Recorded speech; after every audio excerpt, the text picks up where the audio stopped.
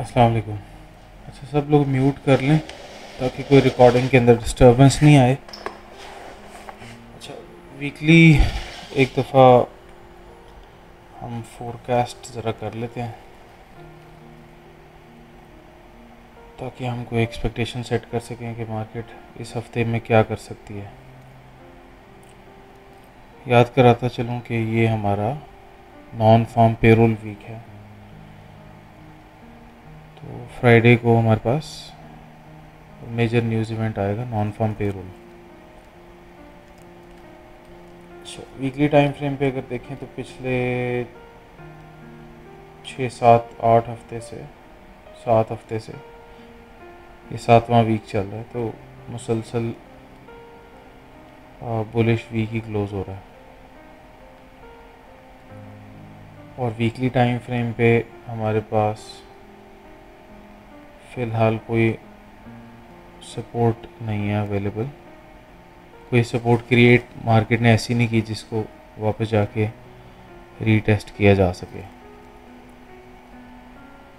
और जो POIs हैं वो हम कैसे मार्क करते हैं, कैसे आइडेंटिफाई करते हैं, वो ऑलरेडी आपको रूल सारे पता हैं।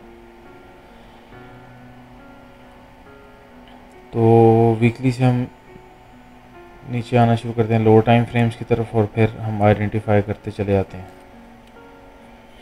कि हमारे पास इस वक्त कौन कौन से ऑर्डर ब्लॉक्स हैं और कौन कौन से सपोर्ट लेवल्स हैं।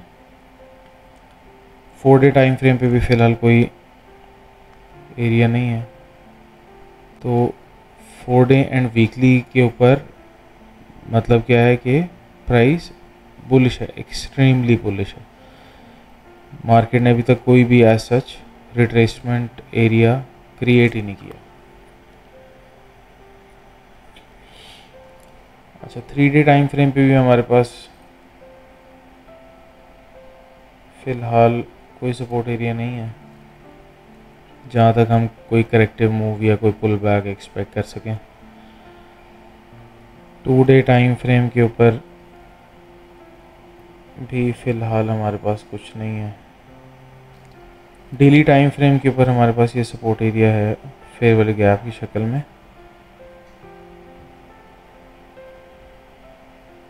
और उसके बाद मार्केट ने प्रीवियस वीक भी हमारे पास एक फेयर वाले गैप को सपोर्ट के तौर पे क्रिएट किया है। पर अब क्या ये सपोर्ट रहता है इस हफ्ते में या डेली टाइम फ्रेम के अंदर, तो वो हमें आज डेली क्लोजिंग के बाद जो है वो पता चल जाएगा। तो फ़िलहाल तो ये एरिया भी सपोर्ट के तौर पे काम कर रहा है।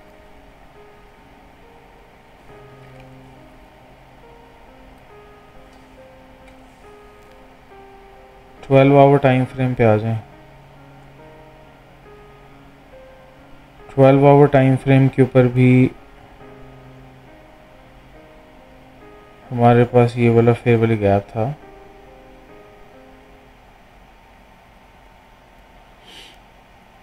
लेकिन इसने को प्योरली सपोर्ट के तौर पे काम नहीं किया, और ये मेरे ख्याल से शायद नीचे वाला फेयर वाली गैप जो इसको सपोर्ट क्रिएट कर लिया था। तो 12 आवर पे भी फ़िलहाल कुछ नहीं है। और अगर हम यहाँ देखें, अगर यहाँ पर हमें वॉल्यूम इम्बैलेंस मिल जाता है,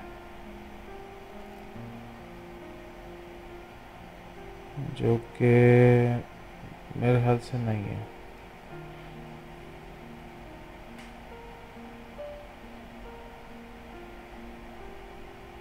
थोड़ा सा वॉल्यूम इम्बैलेंस है, बिल्कुल थोड़ा सा, चंद 1 पॉइंट का बस डिफरेंस आ रहा है यहाँ पे। ये देखें, ये 2.5 आ रहा है और ये 2.3 आ रहा है ना, बस बिल्कुल डेसिमल पॉइंट्स का फ़र्क है, लेकिन वॉल्यूम इम्बैलेंस है।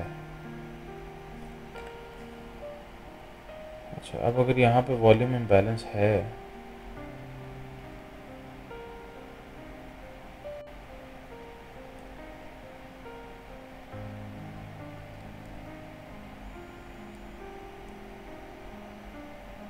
नहीं, वॉल्यूम में बैलेंस होने के बावजूद भी ये ऊपर वाला फेयर वाली गैप सपोर्ट तो नहीं बन रहा, लेकिन ये नीचे वाला फेयर वाली गैप जो है ना, ये सपोर्ट बन रहा है। ठीक है, वॉल्यूम में बैलेंस होने की वजह से। तो 12 आवर पे हमारे पास सपोर्ट क्रिएट हो रही है। इसी तरह 8 आवर के ऊपर भी आप देख लीजिए कि यहाँ पे वॉल्यूम में बैलेंस आपको मिलता है या नहीं मिलता। लेकिन हमारे पास 8 आवर टाइम फ्रेम पे ना एक ऑर्डर ब्लॉक है, जिसको बेसिकली हम पिछले वीक भी एक्सपेक्ट कर रहे थे कि मार्केट जो है वो रिट्रेसमेंट कर सकती है इस एरिया पे। लेकिन उसके बाद लोअर टाइम फ्रेम में किसी और टाइम फ्रेम के ऊपर एज सच हमें नहीं मिला था, कोई भी रेजिस्टेंस एरिया नहीं मिला था।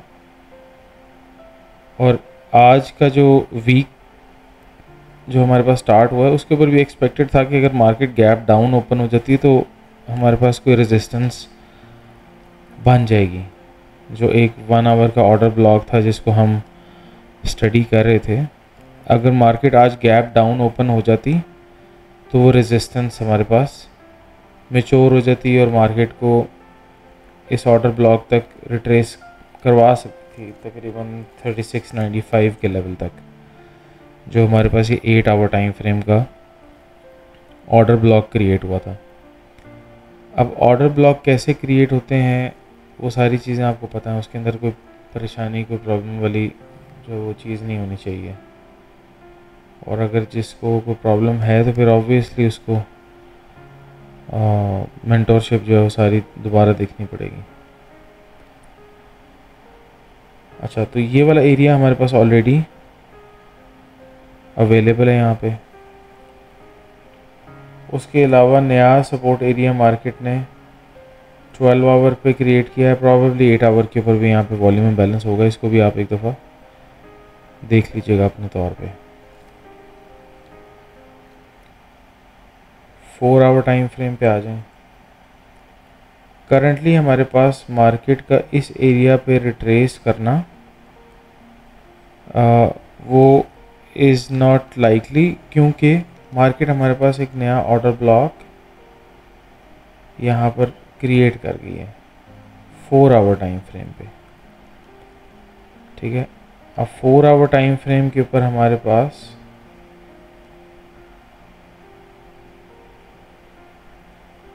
ये ऑर्डर ब्लॉक है।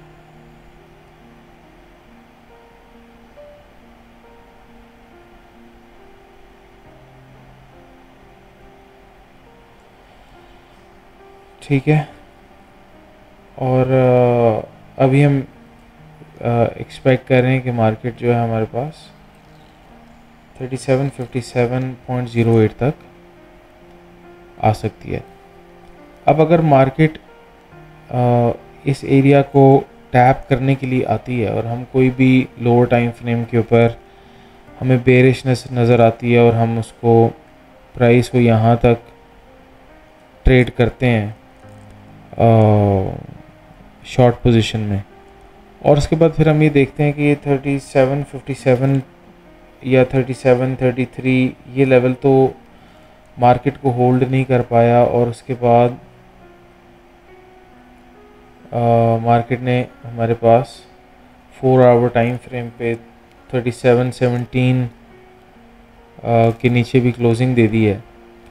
तो हमारे पास नो डाउट कि ये ऑर्डर ब्लॉक तो है 8 आवर टाइम फ्रेम पे, लेकिन अब आप ये देखें कि हमारे पास यहाँ पे ना मार्केट फिर रेजिस्टेंस क्रिएट करना शुरू कर देगी, स्ट्रक्चर ब्रेक हो जाएगा 4 आवर टाइम फ्रेम पे, जो कि एक अच्छा टाइम फ्रेम है, जिस पे अगर हमें स्ट्रक्चर ब्रेक मिल जाता है तो आपको पता है कि मार्केट फिर अगर कोई डीप रिट्रेसमेंट नहीं कर रही तो वो फिर कंसोलिडेशन स्टार्ट कर देती है, फिर मार्केट को बुलिश होने में थोड़ा सा टाइम लग जाता है। तो एटलीस्ट हम अपने आप को फिर मेंटली तौर पे प्रिपेयर कर लेंगे कि मार्केट थोड़ा सा रेंज में जा सकती है और मार्केट एक डीप रिट्रेसमेंट, एक बड़ी करेक्टिव मूव भी ले सकती है। ठीक है, तो बेसिकली हमारे पास ये 4 आवर और 8 आवर के जो ये एरियाज़ थे यही इम्पॉर्टेंट हैं फॉर दिस वीक, और इन्हीं लेवल्स के अकॉर्डिंगली हम यहाँ पे मार्केट को असेस करेंगे और देखने की कोशिश करेंगे कि क्या मार्केट एक डीप करेक्टिव मूव की तरफ जा रही है, या मार्केट रेंज कर सकती है, या मार्केट ये वाला एरिया को ब्रेक ही नहीं कर पा रही और फिर मार्केट बुलिश होना चाह रही है। ठीक है, तो हम इन सारी चीज़ों पे नज़र रखेंगे। लेकिन क्योंकि नॉन फार्म पेरोल वीक है तो इसलिए सपोर्ट एंड रेजिस्टेंसेस दोनों के ऊपर नज़र रखना ज़रूरी है, क्योंकि ये एक मेजर न्यूज़ इवेंट होता है और इसमें मार्केट मैनिपुलेशंस भी करती है। तो अब मार्केट काफ़ी एग्रेसिवली बुलिश लग रही है, लेकिन नॉन फार्म पेरोल की वजह से वो एक अपना इम्पॉर्टेंट सपोर्ट लेवल भी वॉयलेट कर सकती है, और वो हो सकता है कि अपने इस सपोर्ट लेवल पे आए, हो सकता है इससे भी नीचे आ जाए। ठीक है, तो बस हम जो कुछ भी करेंगे इस वीक के अंदर केयरफुली करेंगे और देखेंगे कि मार्केट इस वक्त कौन से एरिया से सपोर्ट लेना चाहती है। ठीक है, तो यहाँ तक हमने इसको रिकॉर्ड भी कर लिया है, तो ये मैं भी आप लोगों के साथ शेयर भी कर दूँगा, ताकि जो बाकी मेंबर्स हैं जो भी इस वक्त प्रेजेंट नहीं है वो भी इसको सुन लें। तो बस मैं रिकॉर्डिंग अब यहाँ पे क्लोज़ कर देता हूँ।